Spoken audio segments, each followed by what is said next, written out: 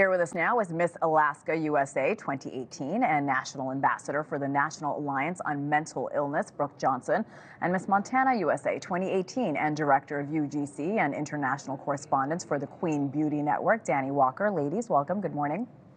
Thank you so much. Good morning. Dani, I'm going to start with you. What was your reaction when you heard Miss USA and Miss Teen USA resigned, again, within days of each other?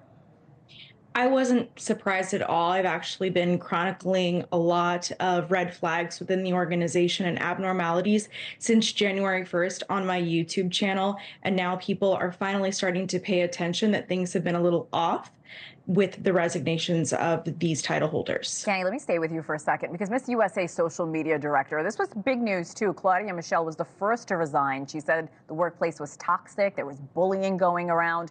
Voight also described bullying as well. So Brooke, talk to us about your personal experience. And then Dani, I want to ask you the same thing. Well, my personal experience with being a title holder, there is a lot of heavy criticism that is put on these women. And I can only imagine being Miss USA and having those responsibilities. And I feel like if leadership does not support you and they're causing more harm than needs to, then changes need to start happening at leadership. And it was interesting because speaking about mental health and speaking of Chesley, I read By Time You Read This by Chesley Chris and April Simpkins, and she chronicles her journey as Miss USA and what's really interesting about how she had a lot of hardships. There were things that were stressful about her reign and the things that come with the job, but her leadership back then, that was under Paula Shugart, she felt incredibly supported by that leadership. So it really shows you a difference between the leadership back then and the leadership now. Brooke, and I also, am curious, did you witness any bullying yourself? I think there are, from my point of view, on the state level, I did not see any necessarily bullying, but I believe Noelia at this level has absolutely seen bullying from all the stories that we have heard at her level. And I 100% believe everything that her and Uma Sophia are going through, only because people are telling us directly. And it's really sad that she is going through a lot of anxiety. It can cause trouble concentrating, losing weight, appetite. And one thing that's upsetting is that NAMI and mental illness, being silenced contradicts everything that stands for. And we speak about speaking up, saying that you're not alone. And she can't even do that with her NDA. And that is so wrong. Dani, let me talk to you. Did you ever experience bullying or witness a toxic workplace?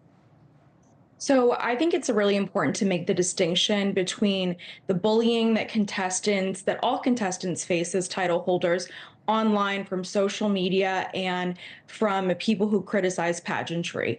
Contestants are understanding of that, and we are prepared that that is a part of the job. This is a very different scenario where the title holder is alleging bullying and harassment from inside of the organization. That is why this is making big news. This in itself is very unprecedented.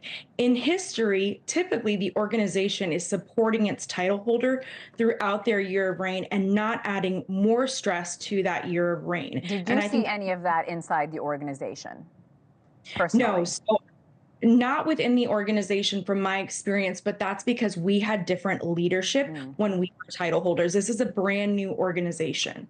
And Brooke, what should the Miss Universe organization be doing better to support these contestants and, of course, their mental health?